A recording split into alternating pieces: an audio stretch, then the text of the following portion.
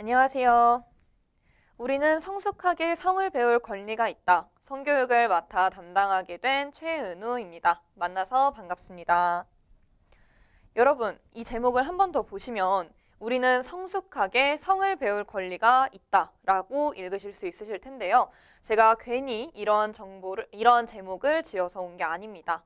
저희 이 강의가 지금 동영상 강의로 제작되어서 촬영되어 여러분들께 송출이 되고 있는데요.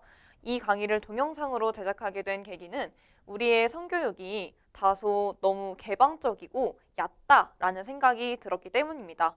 우리도 성숙하게 성을 배울 권리를 가지고 있습니다.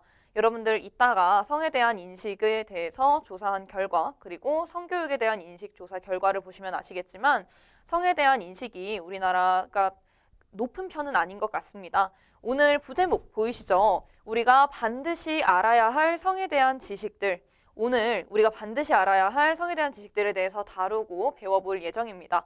여러분들께서 반드시 알아야만 하는 지식들을 얕고 넓게 다루어 보았습니다. 깊고 넓게 다루면 참 좋았겠지만 오늘은 시간 특성상 여러분들께 반드시 필요한 정보들만을 담아서 구성해 보았으니까요. 집중해 주셨으면 좋겠습니다. 자, 우선은 수업 목차입니다. 우리 6개로 지금 구성이 되어 있는데요. 일단 첫 번째는 성에 대한 우리들의 인식 알아보기입니다. 우리가 성에 대해서 지금 현재 어떤 인식을 가지고 있는지, 성에 대해서 어떤 생각을 가지고 있는지 한번 알아볼 거고요. 그 다음에 두 번째입니다. 내가 알고 있던 잘못된 성 지식들. 내가 알고 있던 성 지식이 잘못되었다고? 라는 생각을 한번 해볼 수 있는 시간을 가지려고 두 번째 목차를 넣어 보았고요. 세 번째는 성생활에 필요한 지식을 탐구해보자입니다. 옆에 크게 지금 한 3가지 정도로 제가 나눠 봤어요. 자위, 그리고 피임 방법, 성병 이렇게 3가지 정도의 카테고리로 나눠서 여기에 우리가 반드시 알아야 할 지식을 담아 보았습니다. 그리고 네 번째로는 올바른 피임을 위해서 우리가 실제로 연습하는 시간을 가져볼 거예요. 실습 활동 시간을 넣어놨거든요. 우리가 피임을 하기 위해서는 어떤 방법이 있고 이 방법을 갖다가 우리가 실제로 실천하려면 어떻게 해야 하는지 이런 것들을 다루어 볼 예정입니다. 다섯 번째는 우리가 만약 피임에 실패했다면 이에 대해서 대처법은 어떤 게 있을지 같이 알아보는 시간 가질 건데요. 여기서는 우리가 온라인 강의 특성상 퀴즈를 준비를 했으나 여러분들이 실시간으로 답변을 달아주기에는 조금 무리가 있을 거라는 생각이 들었어요. 그래서 퀴즈에 대한 답은 여러분들께서 온라인으로 찾아보시고 제가 과제란에다가 올려놓을 테니까 여러분들께서 업로드 해주시면 되겠습니다. 퀴즈를 맞추신 학생들에게는 상품이 주어질 예정이니까요. 여러분들께서 퀴즈 맞추셔서 상품 얻어가셨으면 좋겠습니다. 그리고 마무리로 진행을 해보도록 하겠습니다. 우선 첫 번째, 성에 대한 우리들의 인식 한번 볼까요? 자, 성에 대한 우리들의 인식해서 제가 한 3가지 정도의 의견을 수렴을 해봤습니다. 일단은 제가 이 강의를 시작하기에 앞서 미리 질의응답 시간을 가졌었죠. 설문을 통해서 얻은 자료, 설문을 통해서 얻은 정보입니다. 일단은 노란색 말풍선 친구부터 한번 볼게요. 우리나라는 아직까지 성에 대한 인식이 보수적인 편인 것 같아요. 이런 식으로 지금 이야기를 해주고 있는데요. 선생님도 굉장히 동감하는 편입니다. 우리나라가 성에 대해서 아직까지는 그다지 개방적이지는 않은 것 같고요. 성 교육을 하는 데 있어서도 다소 보수적인 접근성이 보입니다. 보수적인 접근을 하는 경향을 많이 보이는 것 같습니다. 그리고 주황색 말풍선을 보면 성이라는 개념은 되게 친근하면서도 친근하지 않은 느낌이 들어요 라고 말을 해주었어요. 맞습니다. 주황색 말풍선 의견 내주었던 친구와 같이 우리 성이라는 개념을 분명 일상에서 처음 접해보지는 않아요. 분명 일상에서 처음 접하는 개념은 아닌데 친근하지 않은 느낌이 드는 것은 왜일까? 잘 생각을 해보면 우리가 성에 대해서 학습할 때 학교에서 공식적으로, 정식적으로, 그리고 체계적으로 교육을 받은 경험이 많이 없어서일 것이라고 생각이 듭니다. 그리고 마지막에 성에 관한 것들은 아무래도 대놓고 말하기는 조금 그래요 라는 의견이 있었습니다. 그렇죠. 성에 관한 것들은 어떻게 보면 굉장히 사적인 영역이고 대놓고 말하고 다니고 의견을 교환하는 장이 마련이 되기가 쉽지 않다고 저도 생각합니다.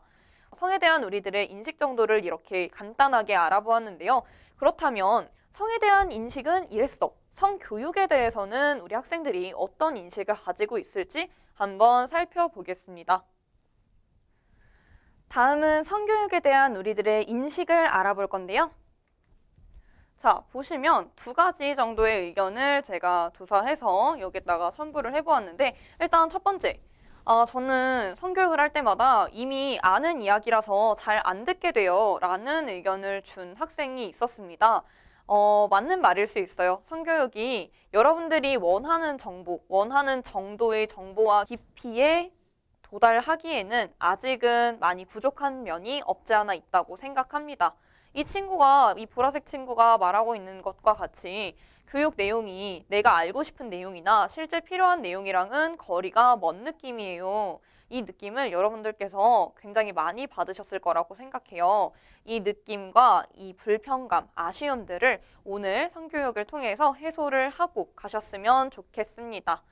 이미 잘 아는 이야기라서 잘 안 듣게 돼요. 이 의견을 한번 주목해 볼까요? 이 의견을 봤을 때 뭔가 우리들은 성에 대해서 이미 잘 아는 것 같다는 생각을 하고 있다는 것을 알 수 있습니다.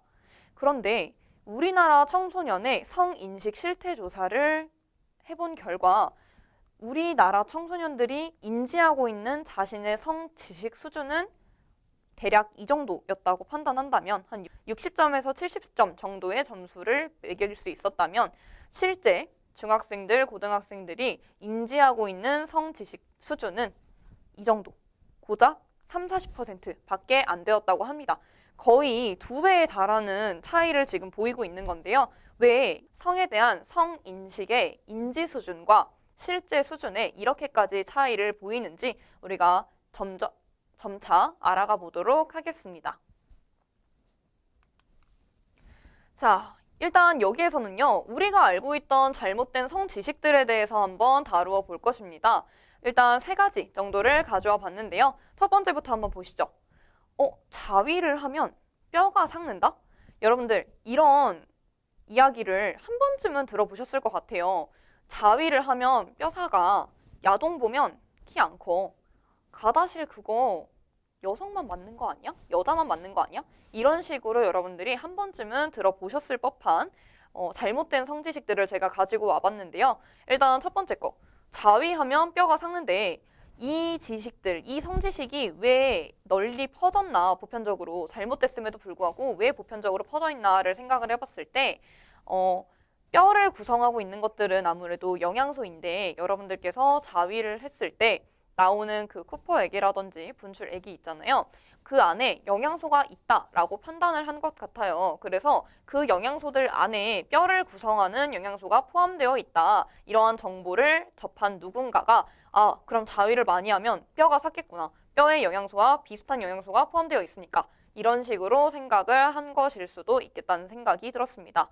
그런데 우리 여기 한번 같이 읽어볼까요? 뼈는 콜라겐 같은 유기 성분과 칼슘, 마그네슘, 인, 아연과 같은 무기 성분, 그리고 수분으로 구성되어 있다고 합니다. 그러나 자위를 하고 배출되는 정액은 8ml 정도이며 아연과 같이 뼈를 구성하는 주요 영양소의 비중은 그중 3%만을 차지할 뿐이라고 이야기하고 있네요. 결국에는 자위라는 것이 뼈가 삭는 데에 주는 영향력이 굉장히 적다는 것을 알 수 있습니다. 물론 이도 영양소이기 때문에 신경이 쓰이는 친구들은 자위의 빈도를 줄이면 되는 것이겠죠. 두 번째 잘못된 성지식에 대해서 한번 알아보죠. 야동을 보면 키가 안 큰다. 여러분들 이것도 한 번쯤은 들어보셨을 것 같아요. 야동을 보면 키가 안 클 수 있다? 자, 왜 이런 이야기가 나왔는지 한번 같이 보시겠습니다. 성장 호르몬이 분비되는 밤에 우리는 보통 부모님의 눈을 피해서 몰래 야동을 보거나 우리의 개인 시간 동안에 야동을 보게 됩니다. 근데 우리가 가질 수 있는 개인 시간이 생각보다 많지가 않죠. 그 시간들은 주로 밤이나 새벽 시간이 될 텐데요. 성장 호르몬이 분비가 되어야 하는데 이 시간에 몰래 야동을 보거나 자위 행위를 하다 보면 우리의 키 성장에 필수적인 수면 시간이 결론적으로 줄어들게 될 수 있다는 것입니다. 그래서 과한 자위 행위가 간접적으로 키 성장을 저해하는 요인이 될 수 있다라고는 말씀드릴 수 있습니다. 그러나 야동을 보면 무조건적으로 키가 안 큰다. 이렇게 말씀드리기는 조금 힘들 것 같아요. 이게 야동을 본다. 보지 않는다의 기준이 아니라 야동을 보는 시간, 그리고 야동을 보는 시각, 이런 것에 대해서 키가 안 큰다라는 잘못된 지식이 나온 거기 때문에 여러분들 야동을 보면 무조건적으로 키가 안 큰다. 그러니까 나는 성욕구를 무조건적으로 충동을 눌러야 한다. 나는 키가 크고 싶으니까. 이런 식으로 비합리적인 사고는 안 하셨으면 좋겠습니다. 자, 세 번째 정보 한번 볼까요? 가다실은 여성 성병 예방 주사이다. 여러분들 가다실이 무엇인지 아시나요? 여기 한번 읽어볼게요. HPV 예방접종은 가다실입니다. 가다실. HPV 예방접종은 사람 유두종 바이러스 감염증 예방을 위해 투여하는 백신으로 자궁경부암, 질, 종양 등 해당 바이러스가 유발하는 주요 질환의 90% 이상을 예방하는 효과가 있는 백신이라고 설명이 나와 있네요. 이 가다실이 왜 여성 성병 예방 주사이다 라고 소문이 났는지 우리가 추측을 한번 해보자면 여기 화면에서도 보시다시피 HPV 이 바이러스가 발생시키는 질병 중에 가장 대표적인 게 자궁경부암, 질종양 이런 것들이 있습니다. 근데 남성의 입장에서는 나는 자궁을 가지고 있지 않은데, 나는 질을 가지고 있지 않은데 이 질병에 노출될 위험은 없겠구나 라고 생각해서 가다실을 맞을 필요가 없겠구나 이런 판단을 내렸을 수 있을 가능성이 높습니다. 하지만 여기 제 아래에 있는 이 박스를 한번 보시겠어요? 자, HPV는 성별과 상관없이 두경부암, 성기사마귀, 항문암을 일으키며 남성 생식 능력에도 직접적인 영향을 준다라는 정보가 들어있습니다. 이에 따라서 우리는 HPV가 여성에게만 찾아오는 질병이 아니었구나. 성별과 상관없이 두경부암, 성기사마귀, 항문암을 일으킬 수 있는 바이러스구나 라는 것을 알 수 있습니다. 그렇다면 우리가 가다실 왜 맞아야 하느냐? 그래, 남성과 여성 둘 다 HPV에 노출될 수 있다는 사실은 우리가 알았어요. 근데 이 가다실의 효과가 남성에게는 얼마나 있냐? 이렇게 질문이 들어온다면 이렇게 대답할 수 있을 것 같습니다. 우리 여성에게는 가다실이 약 90% 이상 예방 효과가 있다라고 지금 연구 결과가 보고가 되었잖아요. 여기도 마찬가지입니다. 성기사마귀 같은 경우에는 거의 약 99%의 예방 효과를 보여준다라는 연구 결과가 있고요. 그 다음에 항문암 같은 경우에는 77% 정도의 예방 효과를 보인다는 논문이 있습니다. 이를 고려했을 때 가다실은 여성 성병 예방 주사야 라는 잘못된 성지식은 고쳐야 한다라는 판단을 내릴 수 있겠죠. 우리 여성들뿐만 아니라 남성들 역시도 가다실을 맞아서 성병을 예방하셔야 합니다. 자, 다음으로 한번 넘어가 보겠습니다. 자, 여러분, 우리가 알고 있던 잘못된 성지식들에 대해 알아보았는데요. 다음으로는 성에 대해서 올바른 개념 학습을 하기 위해 단계를 좀 나눠 보았습니다. 제가 잠시 화면에서 한번 사라져 볼게요. 여러분들 보시면은 지금 1번부터 4번까지 제가 단계를 나눠서 지금 설명을 드리려고 준비를 해놨는데요. 일단 첫 번째, 우리는 성행위의 개념에 대해서 우선 학습을 해볼 거고요. 그리고 두 번째 단계에서 올바른 자위와 성관계 방법에 대해서 알아볼 예정입니다. 그걸 학습한 다음에 세 번째에서는요, 성행위 후에 발생할 수 있는 문제 상황에 대해서 알아볼 것입니다. 대표적으로 성병이 있겠죠? 이에 대해서 알아보고 난 후에는 우리 네 번째, 피임 방법과 관련된 실제로 실습 활동을 진행해 보도록 하겠습니다. 여러분들의 기억에 많이 남았으면 하고 우리에게 정말 반드시 꼭 필요한 지식이기 때문에 실습 활동을 넣어 보았으니까요. 여러분들 반드시 집에서 실습 활동을 함께 해주시기를 바랍니다. 네, 첫 번째 성행위의 개념부터 한번 알아볼 텐데요. 우리 여기 보시면은 제가 성행위를 오늘의 학습 목표에 맞춰서 두 가지 정도로 나눠 놓았습니다. 일단은 맨 위에부터 한번 읽어볼까요? 성관계라고 하죠. 여러분들 지금 중학교 3학년이죠. 성관계에 대해서 아무것도 몰라, 나는 성관계가 무엇인지 몰라 하는 학생들은 아마 없을 것 같습니다. 현대사회가 되면서 우리가 많은 정보들을 손쉽게 접할 수 있는 사회가 되었잖아요. 성관계에 대해서는 여러분들도 잘 알고 계실 거예요. 여성과 남성의 성기를 통해서 맺는 육체적인 관계를 우리는 성관계라고 하죠. 이러한 성관계, 우리도 개념 자체는 아는데 이 성관계를 갖다가 우리가 어떻게 할 수 있고 이 성관계로 유발되는 질병에는 무엇이 있으며 이에 대처하는 방법은 뭐가 있을까? 어떻게 대처를 해야 할까? 이런 걸 학습할 겁니다. 아래쪽에 자위 한번 보실게요. 자위는 손이나 다른 물건으로 자신의 성기를 자극하여 성적 쾌감을 얻는 행위를 의미합니다. 자위는 자기 위로의 줄임말이기도 하죠. 손이나 다른 물건, 어떤 물리적인 압력을 통해서 성기를 자극해서 성적 쾌감을 얻는 행위 자체를 자위라고 합니다. 우리는 이렇게 크게 학습 목표에 따라서 두 가지 성행위에 대해서 한번 알아볼 건데요. 우선은 자위에 대해서 조금 더 자세히 알아보도록 하겠습니다. 자, 성에 대한 개념학습 올바른 성생활을 위한 기본. 저희 제목 보이시죠? 우리가 올바른 성생활을 하기 위해서는 우선 첫 번째, 내가 혼자 하는 행위를 갖다가 행위 전, 행위 중, 행위 후에 내가 무엇을 어떻게 해야 하고 고려할 점은 무엇이며 주의할 점에는 어떤 것들이 있는지 반드시 알아놔야 할 텐데요. 우리가 고려할 점과 주의할 점에 대해서 알아보기 전에 선생님이 판서를 한번 진행해 보도록 하겠습니다. 우리 자기 위로할 때 무엇을 고려해야 할지 주의해야 할지 선생님이 판서를 쓰면서 같이 생각을 한번 해보아요.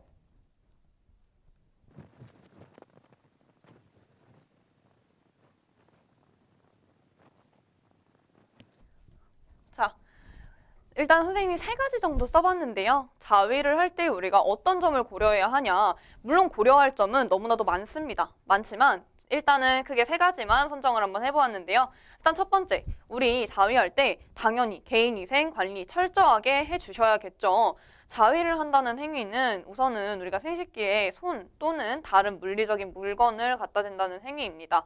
이 행위를 할 때는 반드시 위생적인 절차를 거쳐서 하셔야 하고요. 자위라는 행위 자체가 잘못된 건 아니지만 잘못된 결과를 낳을 수 있다는 것을 여러분들께서 반드시 인지하고 계셔야 합니다. 그리고 자위를 하기 전, 자위를 하는 중, 후에 거쳐야 하는 위생관리 말고도 여러분들께서 고려해야 할 점이 더 있는데요. 자, 두 번째는 자극 방식의 다양화입니다. 내가 자위할 때 개인위생 관리 철저히 해야 된다는 거 알겠어. 자위할 때 위생관리 철저히 해야지. 안전하게 해야지. 알겠는데 내가 왜 자극 방식의 다양화까지 고려를 해야 하지? 라고 의문을 품으시는 친구들도 굉장히 많을 것 같아요. 거기에 대해서 제가 말씀을 한번 해보자면, 말을 한번 드려보자면 우리가 자극 방식을 왜 고려해야 하는가? 우리는 지금 현재 성생활은 다 각자 다를 거예요. 다 각자 다를 건데 만약에 내가 커서 가족이라는 구성원을 만들고 싶다라는 생각이 들면 분명 나 혼자만이 아닌 타인과 함께하는 성생활도 맞닥뜨리게 될 것입니다. 우리가 그것을 성관계라고 대표적으로 이야기를 하는데요. 우리가 성관계 상황을 맞닥뜨렸을 때 자위를 할 때 내가 자극 방식을 너무 일관적으로 했었거나 아니면은 방식에 뭔가 강도가 너무 심한 방식으로만 자위를 했었다던가 이런 상황들이 있었다고 가정을 한번 해봅시다. 그러면 이 자극 방식들은 현재의 자위뿐만이 아니라 추후에 여러분들의 성생활에도 지대한 영향을 끼칠 수 있다고 해요. 여러분들의 추후 성생활에 영향을 끼칠 수 있는 것들은 무조건 여러분들이 잘 생각해서 고려해서 성생활을 슬기롭게 하셔야겠죠. 그리고 세 번째는 빈도와 강도입니다. 당연히 고려를 해야겠죠. 우리가 자기 위로라는 게 아무래도 체력 소모도 굉장히 큰 일이고 여러분들께서 스트레스를 풀고 뭔가 성욕을 풀고 하는 행위가 될 수도 있겠지만 어떨 때 보면은 우울과 외로움을 이런 행위로 푸는 친구들도 존재한다고 해요. 그래서 이 자위 행위의 빈도와 자위 행위의 강도가 정상치의 범위를 벗어나는 시점이 만약에 나한테 포착이 된다, 스스로에게 포착이 된다 하시면 빈도와 강도를 조절하려는 노력도 하시는 게 좋습니다. 반드시 고려해야 할 점 중 하나입니다. 빈도와 강도까지 고려하셔서 자기 위로를 진행하셔야 합니다. 다음으로는 주의할 점에 대해서 알아볼까요? 자, 선생님이 일단은 주의할 점에 대해서 미리 한번 써가지고 작성을 한번 해보았는데요. 1번부터 한번 보시겠습니다. 우선 우리가 자기 위로를 할 때는 뭐 손을 사용할 수도 있고 어떠한 도구를 사용해가지고 진행을 할 수 있을 텐데 우리가 부적절한 도구를 쓰지 않도록 주의해야 합니다. 특히나 날카로운 도구를 쓰거나 아니면 너무 경직되어 있는 딱딱한 우리의 피부에 손상을 줄 수 있는 도구를 사용한다든가 아니면 위험성이 있는 도구를 사용할 때는 이게 부적절하다는 판단을 여러분들 스스로 할 수 있어야 하고 자기 위로를 할 때 안전한 방식으로 안전하게 진행을 할 수 있어야 합니다. 그렇기 때문에 1번에다가 주의할 점 1번에다가 부적절한 도구 사용에 주의를 하셔라 라고 적어봤고요. 두 번째는 자위에 대한 죄책감입니다. 청소년들이 자위라는 걸 생각하고 실행하는 것은 굉장히 자연스러운 행위인데요. 이러한 이러한 행위를 할 때 죄책감이 든다 또는 우울하다, 끝나면 우울하다, 내가 이성에 진 사람 같다, 이러한 생각을 호소하는 친구들이 있습니다. 이러한 감정을 느끼게 되고 자책감을 느끼는 친구들이 굉장히 많다고 우리가 보고가 되는데요. 자위라는 행위는 여러분들 아동기 때부터 자연스럽게 나타나는 행위입니다. 따라서 우리가 이 행위에 대해서 어떠한 죄책감을 가진다든지 자책감 아니면 좌절감 이런 감정들을 가질 필요가 없다라고 선생님이 말씀을 드리고 싶어요. 자위라는 행위가 자연스러운 행위라는 걸 여러분들이 인정을 하시고 건전하게 해소할 수 있도록 여러분들이 노력하시면 되는 부분입니다. 그렇기 때문에 이번 주의할 점에다가 과도한 죄책감이나 자책감을 넣어봤습니다. 세 번째 한번 볼게요. 우리가 때와 장소를 고려해야 한다. 이게 주의할 점 세 번째에 넣은 이유가 때와 장소를 고려하는 게 고려할 점에 들어가도 되는 부분인데 주의할 점에 왜 들어갔냐? 때와 장소를 고려하지 않으면 나뿐만이 아니라 타인에게도 영향을 미칠 수 있습니다. 나도 물론 민망한 상황이 올 수 있겠지만 타인도 민망한 상황을 겪게 될 수 있겠죠. 때와 장소를 고려해서 자기 위로하는 것은 너무 기본적이지만 너무 중요한 사항입니다. 그렇기 때문에 주의할 점 3번에다가 넣어봤고요. 그리고 네 번째 마지막 보겠습니다. 포르노 의존주의. 주의할 점에 포르노 의존주의가 들어가네. 이거는 왜 주의할 점이지? 여러분들 생각하실 수 있어요. 많은 청소년들이 자기 위로의 행위를 할 때 포르노와 함께 진행을 한다라고 설문에 답변한 결과가 있습니다.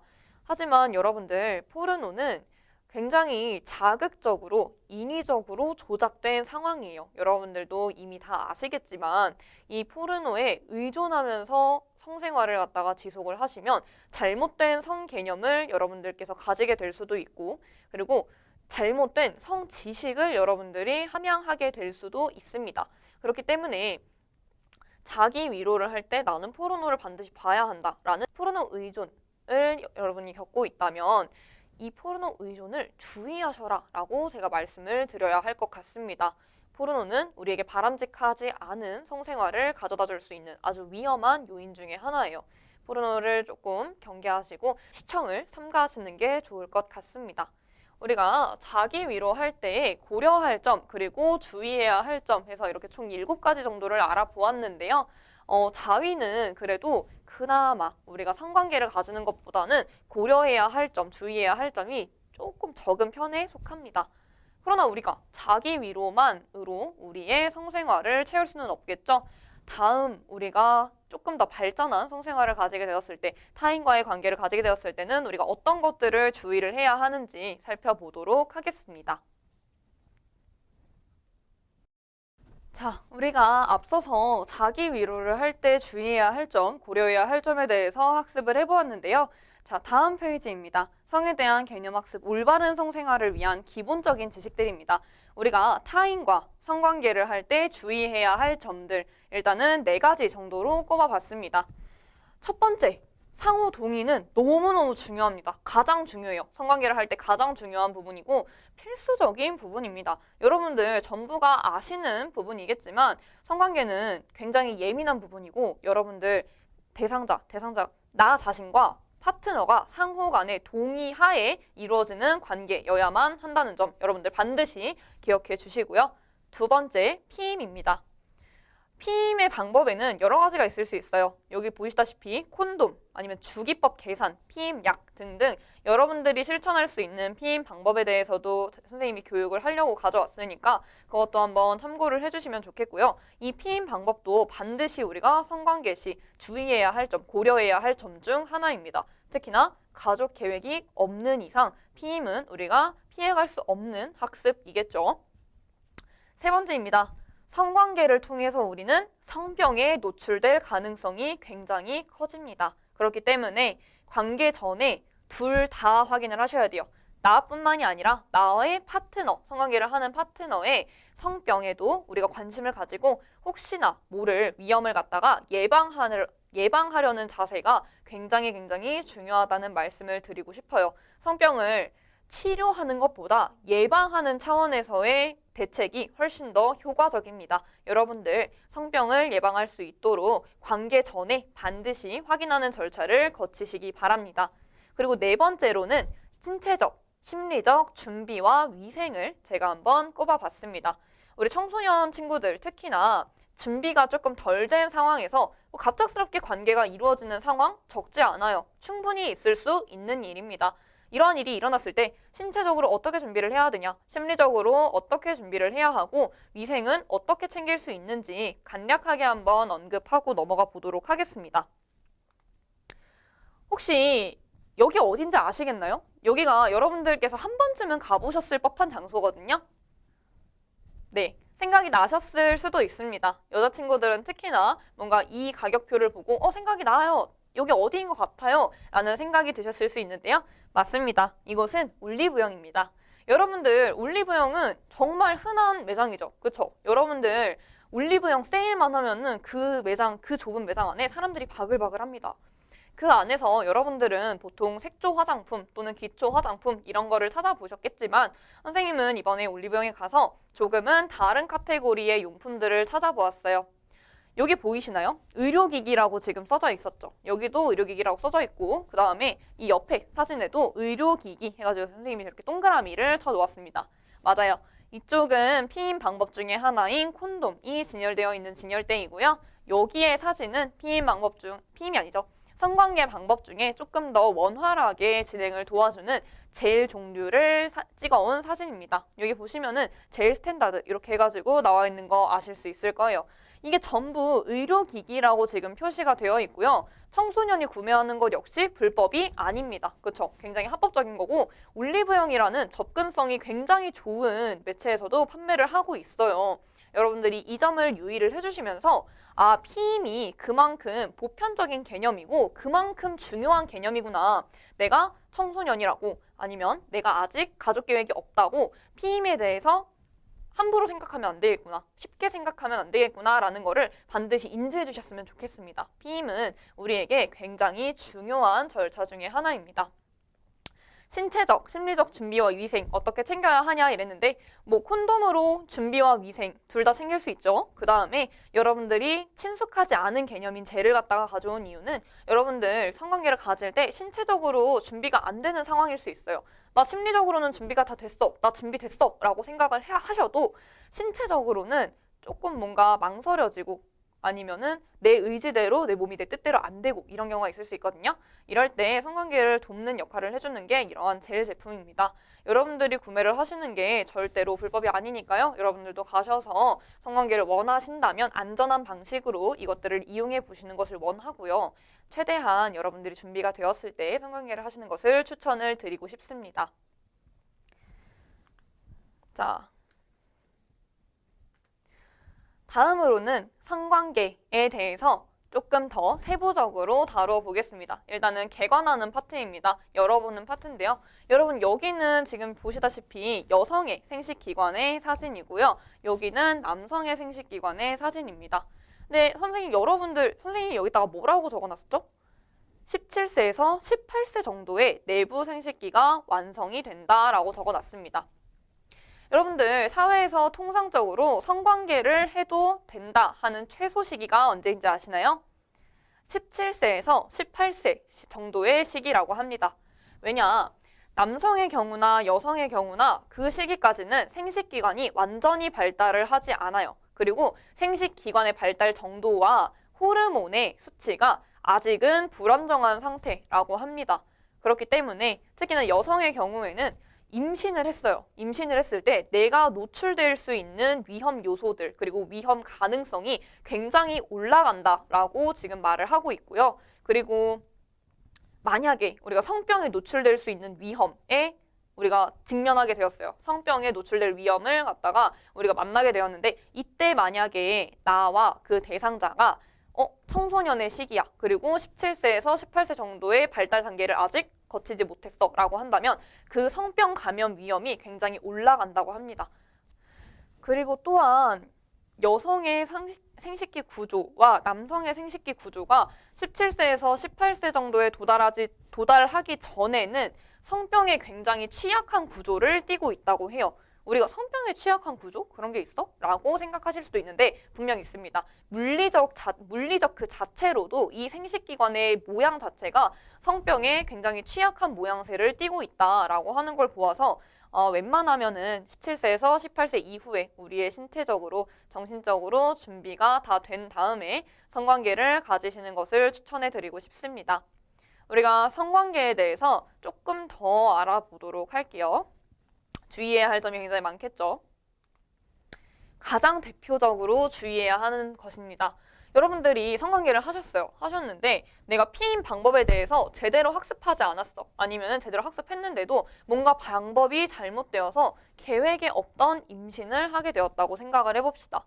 물론 임신이라는 행위는 한 생명을 잉태하는 굉장히 성스러운 행위다라고 우리가 말을 할 수 있겠는데요.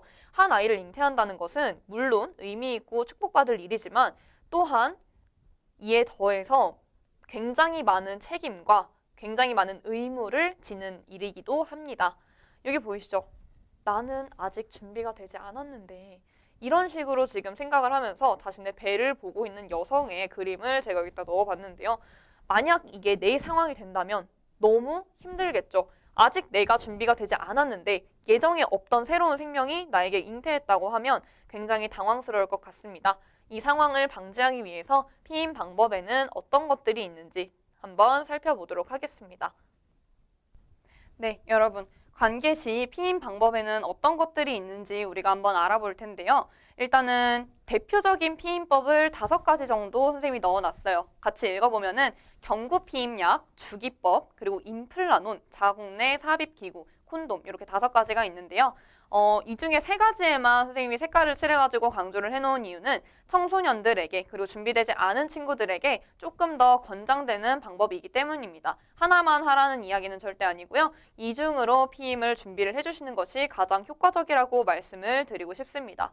이 3가지를 조금 더 상세적으로 세부적으로 한번 살펴볼 건데요. 일단은 설명에 앞서서 임플라논과 자궁 내 삽입기구가 어떤 건지만 간략하게 설명하고 넘어가 보도록 할게요. 임플라논 같은 경우에는 여기 팔 쪽에 호르몬제를 갖다가 심는 건데요. 이 임플라논은 자궁을 건드리지 않고 3년 또는 5년간 임신을 막을 수 있다는 장점을 가지고 있는 의료기기입니다. 의료 시술이고요. 임플란트를 통해서 내가 원치 않은 임신을 3년 또는 5년간 아무런 시술 없이 막아줄 수가 있습니다. 그리고 자궁 내 삽입기구는 말 그대로예요. 우리 여성의 자궁 안에 삽입기구를 넣어서 임신을 막는 방법인데요. 이거는 근데 치명적인 단점이 성행위를 해본 사람만 진행할 수 있는 시술이라는 점입니다. 청소년들에게는 특히나 쉽지 않은 시술일 거고요. 자궁 내 삽입기구가 어쨌든 간에 자궁을 자극하는 일이기 때문에 이가 마음에 들지 않고 또는 이 자궁 내 삽입기구를 하기까지는 내가 그렇게까지는 준비를 하고 싶지는 않다. 하지만 출산은 두렵다. 나는 아이를 가지고 싶지 않다. 피임을 하고 싶다 하는 분들께는 이렇게 3가지 방법을 추천을 해드립니다. 일단 첫 번째 경구 피임약부터 한번 보실게요. 여기 보시면 경구 피임약 이렇게 이미지를 제가 갖고 와봤어요. 딱 봐도 지금 알약이 되게 많아 보이죠? 이거는 뭐냐면은 약으로서 우리가 피임을 진행을 할 수 있다라는 건데요. 우리가 한번 써볼게요. 경구 피임약에 장점이 있고 경구 피임약에 단점이 있어요. 여러분들이 이 약만 딱 보셨을 때는 뭐가 장점 같고 뭐가 단점 같은가요? 맞습니다. 지금 여기 딱 봐도 지금 경구 피임약의 알약 개수가 굉장히 많죠. 이 약은 매일매일 복용해야 한다는 점이 단점입니다. 매일 복용해야 해요. 이거는 귀찮음의 문제도 있지만 우리가 실수할 수 있어요. 매일매일 복용을 해야 하고 또 같은 시각이어야 합니다.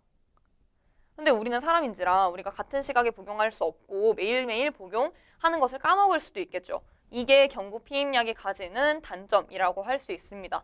그리고 경구 피임약에도 종류가 굉장히 여러 가지인데요. 경구 피임약의 종류에 따라서 사람이랑 안 맞는 경구 피임약이 있을 수 있어요. A, B, C, D, E 굉장히 여러 가지 경구 피임약 중에서 특정 피임약을 섭취를 했을 때, 처방을 받았을 때 두통을 호소한다거나 아니면은 자궁에 통증을 호소를 한다거나 이러한 증상이 나타날 수 있습니다. 이럴 때에는 경구 피임약을 바꿔서 섭취하시면 된다고 해요. 그렇다면 이러한 경구 피임약의 장점은 뭘까요? 제대로만 사용을 한다면 우리 99%의 피임 효과를 기대할 수 있습니다. 99%면은 정말 어마어마한 수치예요. 피임 효과를 이제 다른 것들을 우리가 한 번 더 살펴볼 거니까 여러분들이 이따가 아시겠지만 99%면 정말 높은 확률로 피임 효과를 기대할 수 있는 거죠. 우리가 경구 피임약 같은 경우에는 우리가 생리 주기를 잘 계산해서 피임이 되는 가임기에 우리가 만약에 성행위를 가졌을 경우, 성관계를 가졌을 경우 경구 피임약을 통해서 피임을 할 수 있다는 점 여러분들께 말씀드립니다.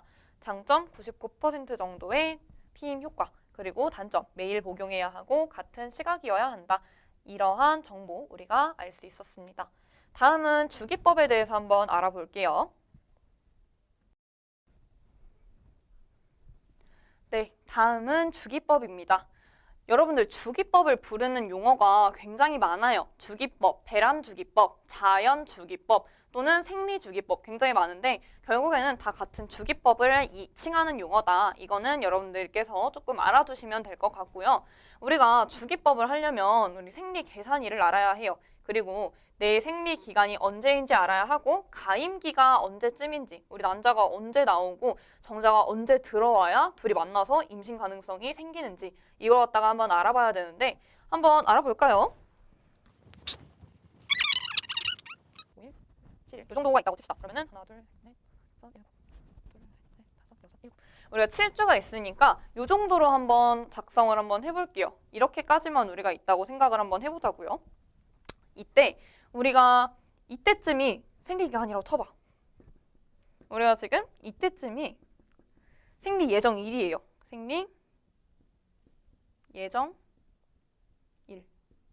그러면은 우리의 가임 시기가 언제쯤이냐 생각을 한번 해보면은 생리 예정일을 계산을 해서 대략 2주 전쯤이라고 여러분들이 생각을 해주시면 될 거예요. 그러면은 생리 예정일 2주 전쯤, 한 이때쯤 되겠죠? 이때쯤에 우리 몸에서 난자가 배출이 된다라는 겁니다. 난자 배출. 근데 난자가 배출이 돼도 자궁내막에서 많이 살아야, 오래 살아야 한 이틀 살아요. 그래서 한 이 정도까지는 난자가 살아있지만 이 뒤에는 난자가 살아있지 않다라고 합니다. 그리고 이 시기에 난자가 배출되고 뭐 만약에 이때쯤까지 한번 난자가 버틴다고 한번 생각을 해봅시다. 그러면은 그래, 난자가 이때 배출되는 것까지는 알겠다. 우리가 생리 예정일 2주 전에 난자가 배출된다는 것까지는 알겠는데 그러면 언제쯤 정자가 들어와야 임신 가능성이 생기느냐. 여기다가 달력을 좀 더 추가해 볼게요. 이렇게 한 달을 갖다가 만약에 이렇게 추가를 해보면은 정자가 우리 몸 안에, 그러니까 뭔가 여성의 몸 안에 들어와서 오래 살 수 있는 기간을 최대로 우리가 산정을 하면은 한 6일 정도가 된다고 합니다. 그러니까 대강 이렇게 잡아볼 수 있어요. 정자가 들어와서 길어야 한 6일 정도니까 이때 이렇게 해가지고 만약에 이때쯤에 들어온다. 그래서 이때까지 만약에 생존을 한다라고 치면은 대략 요 정도가 우리 여성들의 가임 시기가 되는 것입니다. 여기 이렇게 정자가 살아있는 기간 대략 우리가 크게 계산을 해서 한 9일 정도라고 우리가 칩시다. 9일간 정자가 생존. 이렇게 우리가 만약에 생각을 한번 해보면은 9일간 정자가 생존을 해요. 근데 난자 배출이 한 이때쯤 됐어. 그러면은 우리가 가임기를 이 정도 시기로 볼 수 있다는 거예요. 난자가 정확히 2주 전에 배출이 되는지 안 되는지는 우리가 잘 모르니까 대강 이렇게 잡았을 때 한 달에 한 10일 정도는 우리가 가임기다라고 생각을 해주시면 됩니다. 이때쯤에 우리가 성관계를 가지게 되면은 임신 가능성이 생긴다라는 거예요. 이러한 가임기를 계산해가지고 성관계 예정일을 갖다가 성관계 계획을 세우는 거를 주기법이라고 하는데요. 이 피임 방법은 굉장히 좋은 게 일단은 약물을 쓰지 않아요. 약물을 쓰지 않아서 뭐 호르몬의 교란이라던가 몸에 안 좋은 영향 같은 거는 없고요. 그 다음에 두 번째, 생각보다 피임률이 높다고 해요. 왜냐면은 배란일과 뭐 정자가 들어오는 일들을 다 고려를 해서 계산을 해서 내가 만약에 가임기가 아닐 때 성관계를 하게 되면은 임신 가능성은 0%인 거잖아요. 생각보다 잘만 활용하면은 좋은 피임 방법이 될 수 있다고 합니다. 그럼에도 불구하고 이 주기법을 막상 믿고 적용을 하기가 조금 어려운 부분은 무엇이냐면 일단은 주기가 불규칙할 수 있어요. 우리 여자친구들은 알 텐데 생리를 할 때 주기가 굉장히 불규칙한 친구들이 많을 거라고 선생님이 생각이 들어요. 규칙적인 친구들이 오히려 더 적다라고 말을 할 수도 있을 것 같은데요. 생리 주기가 불규칙한 경우에는 이 주기법을 적용하는 데 조금 어려움이 있을 수 있습니다. 그리고 또한 배란일이 바뀔 수 있는 가능성이 높다고 해요. 가능성이 있다고 해요. 그래서 이 주기법을 갖다가 무작정 믿고 이 피임 방법만 적용을 하기에는 우리가 문제가 있다, 위험이 있다라고 말씀을 드릴 수 있을 것 같아요. 그래서 피임 방법은 앞에 설명을 드렸던 경구 피임약, 또 주기법, 그리고 뒤에 설명드릴 콘돔 이렇게 여러 가지가 있는데 이것들을 하나만 적용하지 말고 여러 개를 적용을 해야 가장 피임 가능성이 올라가는 거니까요. 여러분들께서 판단하셔서 할 수 있는 방법은 최대한 활용을 하셔서 비임을 적용해 보시면 좋겠습니다. 다음으로 넘어가서 콘돔을 활용한 피임 방법에 대해서 한번 알아보도록 하겠습니다. 자, 우리가 이번 단계에 알아볼 피임 방법은 콘돔을 활용한 피임 방법입니다. 여러분들께서도 굉장히 친숙한 물건일 거라고 선생님이 지금 생각이 드는데요.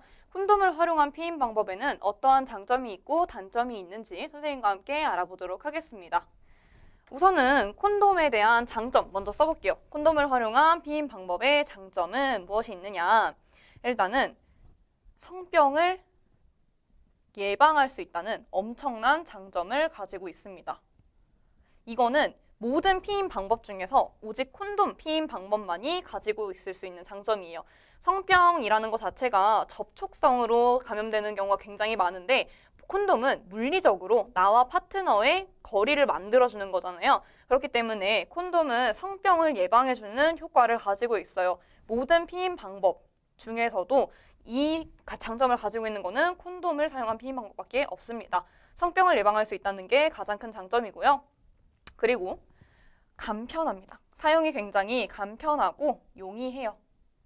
우리가 살다 보면 갑작스럽게 관계를 가지게 되는 경우도 있을 수 있는데요. 이럴 때 가장 대비하기 쉽고 가장 준비하기 쉬운 것이 콘돔을 활용한 피임 방법입니다. 우리가 생각을 했을 때 콘돔은 아까 전에 올리브영 사진에서 봤다시피 굉장히 접근성이 좋은 피임 방법이라고 할 수 있어요. 간편하고 용이한데 거기에 더해서 피임 효과가 약 85% 정도 된다고 합니다. 그러니까 임신 가능성을 15%로 줄여준다는 거죠. 우리가 콘돔을 쓰지 않고 관계를 했을 때 임신을 할 수 있는 가능성을 젊은 성인 남성, 여성 기준으로 했을 때 30% 정도라고 봅니다.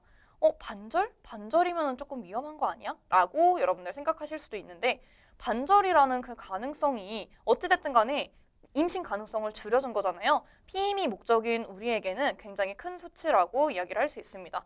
그리고 이러한 퍼센테이지를 가지는 것 때문에 제가 또 말씀을 드렸었죠. 앞서서 이중으로 피임을 하는 것 굉장히 중요하다고 강조 다시 한번 드리겠습니다. 그러면 이러한 콘돔에는 단점이라는 건 없냐? 아닙니다. 콘돔을 활용한 피임 방법도 물론 단점이 존재합니다. 가장 큰 단점으로 꼽자면은 파손 위험이겠죠. 파손 위험. 아무래도 콘돔이 물리적으로 나와 파트너를 갖다가 격리시키는 도구이다 보니까 파손이 되면은 피임 효과가 굉장히 떨어진다라는 단점이 있습니다. 어쩔 수 없이 우리가 콘돔을 사용한 피임을 계획을 하고 있을 때에는요. 파손 위험이 있는지 파손 여부를 잘 확인하고 관계를 가지셔야 하겠습니다. 만약 이러한 콘돔을 꼈음에도 내가 성병에 걸렸어 라고 한다면 굉장히 절망적이지 않을 수 없겠죠. 우리가 콘돔이 유일하게 성병이 예방되는 피임 방법이다 라고 지금 방금 배웠는데 이러한 굉장히 무시무시한 성병 콘돔만이 이거를 방지할 수 있다고? 성병에는 어떤 것들이 있는데 왜 콘돔만 그것을 방지할 수 있을까? 우리가 한번 얕게 그리고 필수적인 것들만 알아보도록 하겠습니다. 자, 우리가 콘돔을 활용한 피임 방법에 대해서 알아보았는데요. 콘돔을 활용할 때 장점이 성병 예방이라고 했어요. 그러면 그 성병에는 종류가 어떤 것들이 있는지 대표적으로 3가지 한번 꼽아서 여러분들한테 설명하려고 준비 한번 해봤고요. 어떠한 특성이 있는지, 원인균은 뭐고 어떻게 치료해야 하는지 한번 알아보도록 하겠습니다. 우선은 이 성병, 첫 번째는 클라미디아라는 성병입니다. 클라미디아 트라코마티스라는 원인균에 의해서 발병이 되는 성병이고요. 지금 이 사진은 클라미디아에 감염된 상태의 질을 지금 첨부를 하였습니다. 클라미디아 트라코마티스가 감염이 되는 경로는 질, 여성의 질, 그 다음에 항문, 그 다음에 구강, 성교 모두로 감염이 될 수 있다라고 지금 얘기를 하고 있는데요. 그렇다고 질과 항문, 질이 있다고 해가지고 여성만 걸리는 성병인가? 아닙니다. 한번 보시면 증상을 여성과 남성의 경우로 지금 나누어 놨어요. 일단 첫 번째, 여성의 경우에는 냉이 증가하고 배뇨 시에 통증 양상을 보일 수 있다라는 증상 있습니다. 하복부의 통증을 호소하기도 한다라는 세 가지 특징 증상이 있고요. 남성의 경우를 한번 볼게요. 배뇨시, 통증, 그리고 고환의 통증, 다음에 요도 분비물, 뭐 노란색이나 하얀색 등의 증상이 나타난다고 해요. 이거는 굉장히 대표적인 증상들이고요. 클라미디아 같은 경우에는 잠재적인 상태가 굉장히 많아요. 그래서 무증상으로 나타나는 경우도 굉장히 많거든요. 그래서 내가 성관계를 가진 이후부터는 내가 성병에 노출이 되었는지 안 되었는지, 물론 그 전에도 잘 확인을 해야 하겠지만 관계를 가진 이후부터는 훨씬 더 신경을 써줘야 된다는 것을 여러분들이 알 수 있을 거예요.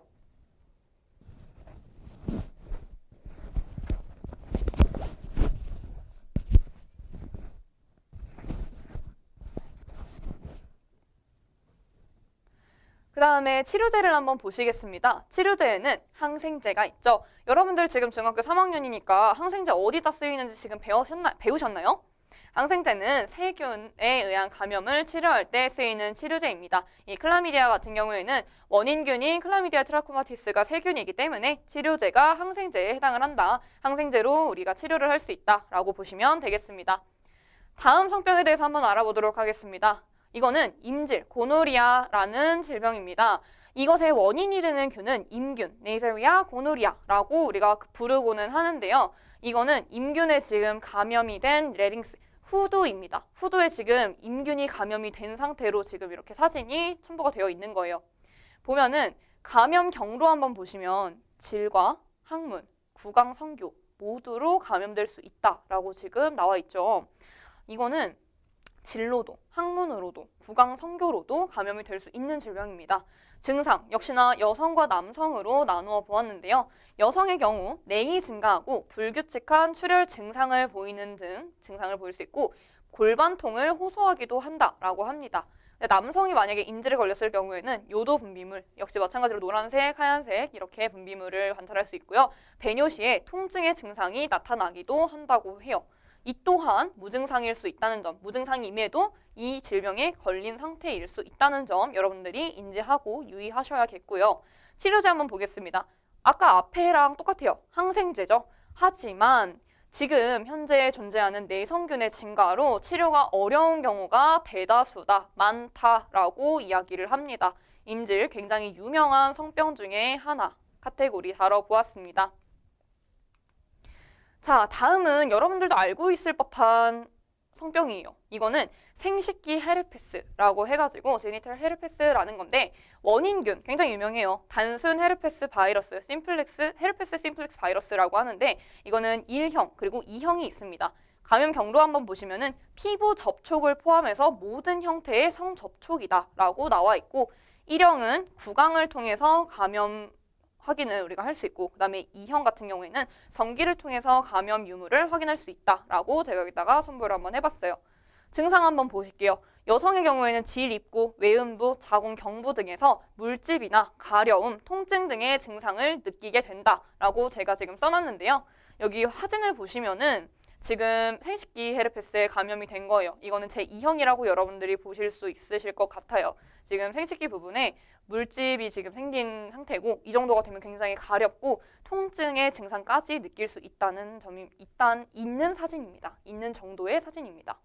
남성의 경우에는 음경, 귀두, 음낭, 항문 주위로 물집이나 자결감 등의 통증을 호소하는 경우가 많다고 해요. 자결감은 타는 듯한 열감이라고 해서 자결감이라고 부르는 통증의 종류 중에 하나입니다.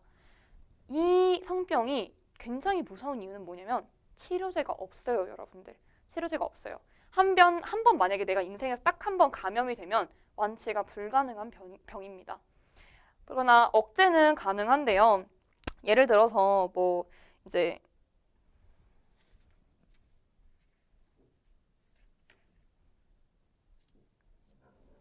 뭘까?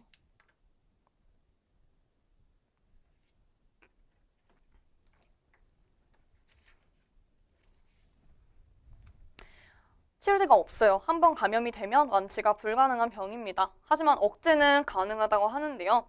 억제를 할 수 있는 건 너무 좋지만 이것은 너무 다행이지만 치료제가 없다. 한번 걸리면, 한번 감염이 되면 완치가 불가능하다라는 사실 여러분들이 기억하고 계시고, 이 헤르페스라는 성병, 그리고 이 외에 아까 전에 배웠던 두 가지 성병에 대해서도 여러분들이 경각심을 가지고 성병을 굉장히 주의해야겠구나라는 생각을 가지셨으면 좋겠습니다. 자, 이거 아까 전에 제가 보여드렸던 사진이죠.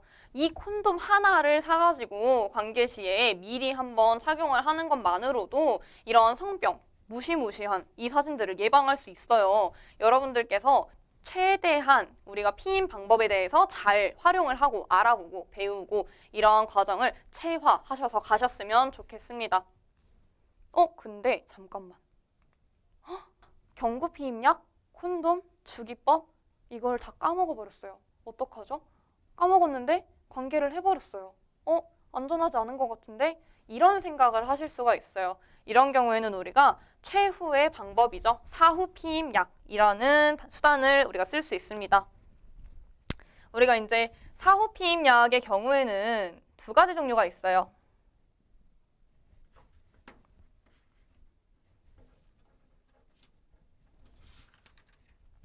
우리가 사후 피임약에는 두 가지 종류가 있는데 72시간 이내에 복용을 해야 하는 종류 하나, 그다음에 120시간 이내에 복용을 해야 하는 종류 하나 이렇게 있습니다. 이거는 3일, 그다음에 이거는 대강 5일 정도라고 여러분들 보시면 되겠죠.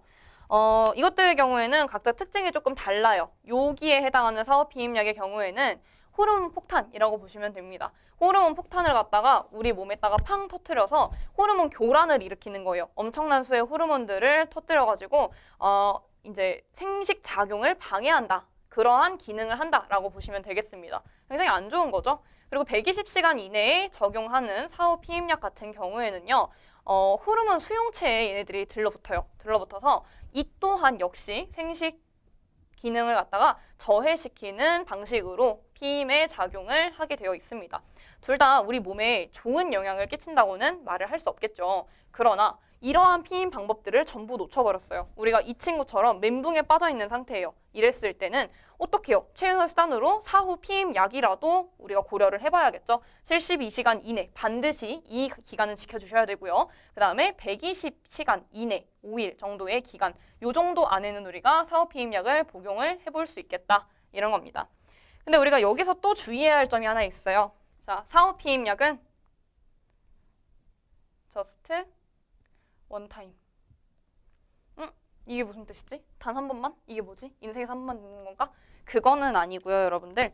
내가 생리 주기가 한 번 왔어. 그다음에 그 다음 생리 주기가 있어. 그러면 이 사이에 우리가 가임기라는 시기가 있을 거 아니에요? 그때 해당하는 시기 중에 단 한 번만 적용을 할 수 있는 방법이다. 그래서 just one time이라고 선생님이 여기다가 판서를 한번 해본 거예요. 그 기간 안에 내가 관계를 한번 치렀어. 일을 한번 치렀어. 그 다음에 한 번 쓸 수는 있지만 이 다음에 또 관계를 했어요. 내가 이 다음 생리가 오기 전에. 이때 이후에는 이 사후 피임약을 적용할 수 없다는 뜻입니다. 그러니까 여러분들 사후 피임약 같은 경우에는 몸에 좋지 않은 것도 우리가 영향을 고려를 한번 해보고 그다음에 줄 수 있는 기회도 한 번밖에 없다는 것을 고려를 해서 이 사실들을 고려를 해서 여러분들께서 피임 생활을 이제 잘 유지를 해주셨으면 좋겠습니다. 사후 피임약을 쓰는 데까지는 안 오셨으면 좋겠어요. 청소년 분들께서 수월하게 그나마 수월하게 하실 수 있는 피임 방법을 잘 적용을 하셨으면 좋겠습니다. 경구 피임약, 콘돔, 주기법에 대한 우리가 피임 방법 배워봤으니까요. 자, 여러분들 지금까지 고생 많으셨습니다. 우리가 상관계 시 참고할 수 있는 피임 방법들에 대해서 여러 가지 방법을 우리가 배워보았는데요. 이러한 학습 활동을 바탕으로 우리가 피임 방법의 학습과 적용이라는 실습 활동을 한번 진행을 해보려고 해요. 일단 챕터 1, 첫 번째는요. 콘돔 씌워보기 실습입니다. 여러분들이 지금까지 해보신 적이 있는지는 모르겠으나 한 번쯤 우리가 경험하고 가면 좋을 것 같다는 생각에 실습을 한번 넣어보게 되었고요. 준비물은 여러분들 학습용 성기구를 갖다가 배부를 받으셨다면 그것을 활용하시면 되시고 만약에 없다 하시면은 바나나 있잖아요. 아니면 길다란 물건 같은 거를 하나 준비를 해주세요. 그 다음에 우리가 편의점이나 올리브영이나 이런 드럭스토어에서 쉽게 구할 수 있는 콘돔을 한번 준비를 해주시면 되겠습니다. 그리고 두 번째는 여성분들, 남성분들 주기법을 스스로 한번 계산을 해볼 거예요. 특히나 여성 친구들의 경우에는, 여학생들의 경우에는 자신의 월경 주기를 내가 알고 있다, 조금 규칙적인 편이다, 나는 기록이 있다 하면은 그거에 베이스를 기반을 해서, 그거에 기반해서 우리가 실습을 한번 이어가 보면 좋을 것 같고요. 만약에 나는 남학생이에요, 아니면 나는 불규칙해요, 나는 미리 기록해둔 게 없어요 하는 학생들은 달력 그리고 월경 주기 샘플을 선생님이 제시를 해줄 테니까 이 실습을 갖다가 선생님이랑 같이 진행을 해보면 좋을 것 같아요. 네, 이 스튜디오에서 선생님이 실습을 하기에는 조금 번잡스러운 부분이 없지 않아 있어서 실습 활동은 우리가 다른 공간에서 촬영한 걸로 영상을 대체 한번 해보도록 하겠습니다. 우리 실습 한번 해보고 올까요? 자, 여러분들 실습 챕터 1입니다. 우리 콘돔 씌우는 방법에 대해서 한번 실제로 실습하는 시간을 가져볼 거라고 선생님이 아까 전에 얘기를 했었는데요. 실습하는 시간을 가지기에 앞서서 여러분들 방금 배우고 왔어요. 콘돔을 사용한 피임 방법 중에 가장 좋은, 가장 큰 특징적인 장점은 무엇이었나요? 맞습니다. 우리가 성병을 예방할 수 있는 유일한 피임 도구였죠. 그러니까 이 콘돔을 갖다가 어떻게 사용해야 하는지, 그리고 어떤 게 올바른 사용법인지 알고 있는 것이 굉장히 우리의 앞으로의 성생활에 큰 도움이 될 것입니다. 여러분들이 이번 기회를 통해서 콘돔 씌우는 방법에 대해서 올바르게 학습을 하시고 이거를 잘 체화를 하셔서 미래의 여러분의 성생활에 잘 적용하셨으면 좋겠다는 생각이 드네요. 일단 선생님은 지금 실습을 위해서 위생장갑을 낀 상태예요. 위생장갑을 낀 상태고 선생님은 실습용 성기구 모형, 그 다음에 콘돔 한 장 이렇게 준비를 해봤습니다. 그런데 여러분들은 실습용 모형이 없을 수도 있으니까 일단은 기다란 물건, 세울 수 있는 기다란 물건 또는 바나나 이 정도로 선생님이 준비물을 한번 사전에 말씀을 드렸었는데요. 최대한 여러분들이 가능한 여건 한해서 비슷하게 실습을 해보시는 것을 선생님이 권장드리고 싶습니다. 우선 우리가 이 콘돔의 외형부터 한번 살펴보도록 할게요. 보시면은 제가 가져온 콘돔은 멸균이라고 써져 있는 디자인이에요. 그쵸? 보면은 여러분들이 가지고 있는 콘돔도 마찬가지일 거예요. 시중에 팔고 있는 콘돔들은 거의 다 윤활액이 묻혀져 있습니다. 이거는 아까 전에 제가 설명을 드렸던 성관계에서 조금 더 신체적으로 우리가 준비가 미비할 때 우리에게 조금 도움을 주는 장치 중에 하나예요. 콘돔도 역시나 거의 모든 콘돔들이 이렇게 윤활액이 묻혀져 있습니다. 그래서 여러분들이 콘돔을 갖다가 처음 만지게 되면은 외형만 이렇게 촉감을 느껴봐도 굉장히 미끄럽구나 라는 거를 여러분들이 느끼실 수 있을 거예요. 그러면 본격적으로 우리가 실제로 모형에다가 콘돔을 씌우는 실습을 한번 진행을 해보도록 하겠습니다. 일단은 열어줄게요. 이렇게 열면은 이렇게 안쪽에 뭔가 액이 묻혀져 있는 고리형의 뭔가가 나왔습니다. 콘돔이죠. 자, 이렇게 꺼내가지고 우리가 한번 볼 건데 딱 봐도 지금 뭔가 윤활액이 묻어있는 것 같아요. 윤활액이 묻어있는 것 같고 여러분들이 여기서 주의해야 할 점, 콘돔에는 앞과 뒤가 정해져 있습니다. 보세요. 만약에 선생님이 이걸 갖다가 반대로 이렇게 끼웠으면은 이 콘돔을 내가 아무리 내리려고 해도 잘 안 내려가요. 이 이유는 앞뒤가 맞지 않아서거든요. 콘돔이 잘 보면은 여러분들 이게 지금 거꾸로 된 거고 원래는 콘돔을 이렇게 씌우는 게 맞아요. 그런데 이 방향을 우리가 봤을 때 이 콘돔이 이런 식으로 말려 있어요. 이렇게 안쪽으로 이 방식으로 말려 있거든요. 그래서 우리가 씌울 때에는 이렇게 넣고 이렇게 말린 거를 풀어나가는 방식으로 사용을 할 수 있는 거예요. 근데 콘돔을 사용할 때 그래서 앞과 뒤를 확인하는 것까지는 우리가 알았는데 잘 보면 여러분들 관찰력 좋은 친구들은 이미 알아챘을 것 같은데 여기 위쪽에 약간의 뭔가 돌출부가 있거든요. 한번 얹어볼게요. 얹으면은 요렇게 뭔가 공기방울이 들어가는 돌출부가 생겨요. 이거는 여러분들 뭐냐면은 여러분들 실제로 이 콘돔을 사용해서 성관계를 할 때 쿠포액이 나오면 그 쿠포액이 보관되는 곳이에요. 그렇기 때문에 이러한 공간이 남아있는 건데요. 우리가 콘돔을 씌울 때는 이 공간을 없애줘야 돼요. 이미 공기가 차 있으면은 다른 쿠포액이 들어가서 공간을 채울 자리가 없겠죠. 그래서 우리는 이 콘돔을 씌울 때 어떻게 할 것이냐? 이렇게 잡고 돌립니다. 방향은 상관이 없어요, 여러분들. 처음에 요 위에 공간을 잡고 공기를 쫙 빼주는 것이 중요해요. 잡고 돌려서 이렇게 한번 씌워보도록 하겠습니다. 한 번에 넣으려고 하면 여러분들 잘 안 들어갈 수 있으니까요. 지금 보면은 공기가 빠진 걸 볼 수 있죠. 그 다음에 여기 네 손가락을 이용해서 살살 한번 내려줘 보겠습니다. 원래 약간씩 톡톡 걸려요. 요렇게 지금 보면은 짠! 완성이죠? 생각보다 여러분들 콘돔을 씌우는 게 실습을 해보면 어렵지 않은 과정이지만 처음 접하면 굉장히 당황스럽고 어렵다고 느껴질 수 있어요. 여러분들이 이번 실습을 갖다가 거치면서 콘돔 사용법에 대해서 그리고 콘돔의 올바른 활용법에 대해서 잘 알고 가셨으면 좋겠다는 마음입니다. 여러분들 이렇게 완성된 거 보니까 확실히 물리적 거리가 생기는구나 이런 걸 알 수가 있겠죠. 올바른 성생활을 위해서 올바른 콘돔의 사용 방법 꼭 숙지하셨으면 좋겠습니다. 이 영상을 반복해서 보시는 것도 추천을 드릴게요. 잘 하고 계신가요? 그러면 다음 실습 두 번째로 넘어가도록 하겠습니다.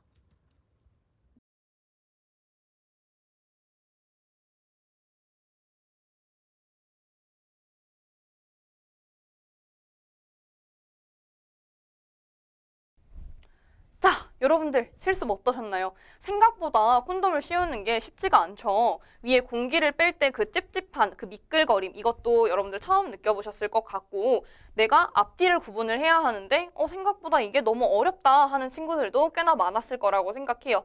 주기법 같은 경우에는 맞추는 친구들이 꽤나 많았을 것 같아요. 왜냐면 우리 친구들 이제 수학 잘하는 친구들 많을 테니까. 그리고 주기법 같은 경우에는 한번 익혀두면은 웬만하면은 잘 써먹을 수 있는 방법이니까요. 주기법 같은 경우에 꼭 기억을 해주시고 콘돔 씌워보는 실습 역시 여러분들이 실전에서 활용하실 수 있도록 꼭 경험으로, 기억으로 남아 계셨으면 좋겠습니다. 자, 우리 이제 강의를 한번 마무리를 해볼게요. 해보는데 자, 선생님이 퀴즈를 준비를 해보았습니다. 이 퀴즈는 뭐냐면은 우리가 피임에 실패를 했을 경우에 우리가 이제 성관계를 했는데 피임을 실패를 해서 임신을 했을 경우에 특히 청소년의 신분에서 혹은 미혼모의 신분에서 이제 임신을 하게 되었을 때 어떻게 우리가 대처할 수 있는지 대처 방안을 갖다가 생각해 보는 시간을 가져볼 건데요. 그 중에서도 우리가 도움을 청할 수 있는 기관을 스스로 한번 찾아볼 거예요. 여러분들 지금 시간에는 인터넷을 활용하셔도 괜찮습니다. 인터넷을 마음껏 활용을 하셔서요. 이 정보에 해당하는 기관이 어디인지 지금 맞춰주시면 됩니다. 선생님 한번 읽어볼게요. 자, 운영 주체는 보건복지부입니다. 운영 시간은 평일 오후 9시에서 오후 6시에 해당하고요. 주요 지원 내용으로는 임신, 출산, 양육에 대한 종합상담, 미혼모와 청소년도 이용이 가능하다는 특징을 띠는 기관입니다.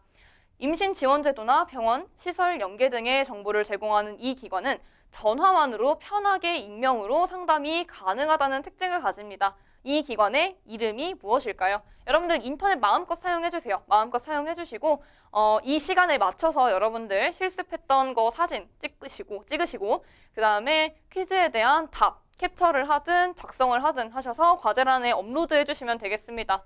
네, 맞습니다. 여러분들 답이 뭘까요? 아이사랑 콜센터죠. 여러분들 인터넷으로 찾으시면 쉽게 찾으실 수 있으실 것 같아요. 운영 주체랑 지원 내용이랑 다 지금 저희가 제시를 해드렸으니까요. 다음 퀴즈 한번 볼까요?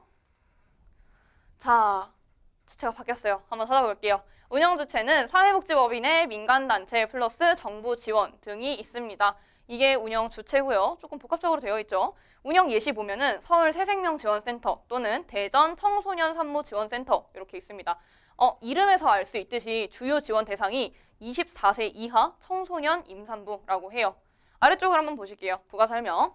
청소년 산모를 위한 무료 병원 연계, 심리 상담, 주거 등을 지원하면서 출산 후 양육, 입양 관련 정보를 제공하기도 하는 기관입니다. 산전 검사나 영양제 등의 지원을 받을 수 있는 이 기관의 이름은 무엇일까요? 여러분들 인터넷 활용해서 한번 찾아보세요. 인터넷을 마음껏 활용해 주시기 바랍니다.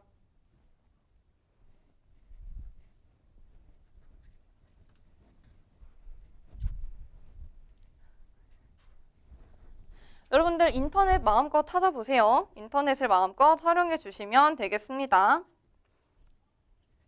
네, 답을 찾으셨나요? 네, 청소년 산모 지원센터 또는 새생명 지원센터 이렇게 찾으셨으면 맞습니다. 맞아요. 사실 운영 예시에 사실 답이 있었는데요. 여러분들이 검색하는 과정에서 이 답들을 갖다가 조금 더 기억에 남겼으면 하는 바람에서 넣어본 문제였습니다. 마지막 문제를 내주면서 우리 퀴즈와 강연 마치도록 해볼까요?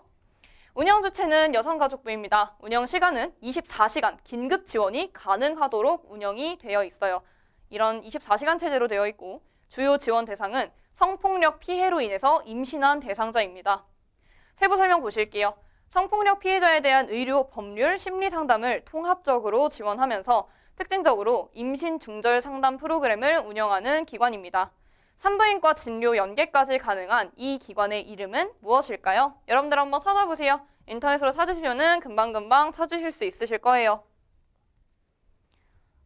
네, 맞습니다. 해바라기 센터. 여러분들 다 찾으셨죠? 이외에 네, 맞습니다. 해바라기 센터. 여러분들 다들 인터넷으로 찾으셨죠? 해바라기 센터. 그 다음에 청소년 산모 지원센터, 새생명 지원센터, 그 다음에 아이사랑 콜센터. 이렇게 선생님이 퀴즈에 낸 기관 말고도 이외에 각 지자체 보건소나 민간단체의 지원도 굉장히 풍부하게 지금은 진행이 되고 있어요. 굉장히 풍막이 제공이 되고 있으니까 여러분들이 만약에 조금 불가피한 상황에 처했다, 조금 어려운 상황에 처했다 싶으면은 독단적으로 개인이 너무 힘들어하지 말고 끙끙 앓으면서 뭔가 잘못된 판단을 내리시지 마시고 주변에 도움의 손길을 한번 청해보는 것은 어떠실지 제가 요청을 한번 드려보도록 하겠습니다. 자, 우리 타이틀이었죠. 우리는 성숙하게 성을 배울 권리가 있다. 우리가 반드시 알아야 할 성에 대한 지식들. 어떤가요? 굉장히 많은 길을 한번 훑어보고 온 것 같은데 첫 페이지를 다시 보니까 제가 이 강의에서 어떤 것들을 다루고자 했는지 느껴지시나요? 동영상 강의를 준비하면서 여러분들과 저 사이에 간극이 굉장히 클까봐 걱정을 굉장히 많이 했습니다. 그렇기에 영상을 촬영할 때 반말을 한번 써볼까? 아니면 실시간 영상 촬영으로 바꿀까? 실시간 영상 강의로 바꿀까? 고민도 많이 했는데요. 제목에서 알 수 있어요. 우리는 성숙하게 성을 배울 권리가 있습니다. 성교육을 학교에서 너무 보수적으로 한다라는 느낌을 받은 친구들과 내가 원하는 성교육이 아니다라는 느낌을 받은 친구들, 이런 친구들의 필요를 선생님이 충족을 해주고 싶었어요. 그렇기 때문에 조금 더 우리가 프라이빗하게 성교육을 받을 수 있도록, 그리고 성숙하게 성을 배울 수 있도록 동영상 강의로 강의를 촬영해 보았습니다. 어떠셨나요? 우리가 반드시 알아야 할 성에 대한 지식들에 대해서 조금은 알고 가시는 것 같으신가요? 여러분들의 앞으로의 성생활에 이 강의가 조금이나마 도움이 되기를 바라면서, 그리고 여러분들께서 이 강의를 앞으로의 성생활에 적극적으로 활용하실 수 있기를 바라면서 저는 이만 성교육 마무리 짓도록 하겠습니다. 지금까지 성교육 들어주셔서 너무 감사합니다. 수고 많으셨습니다.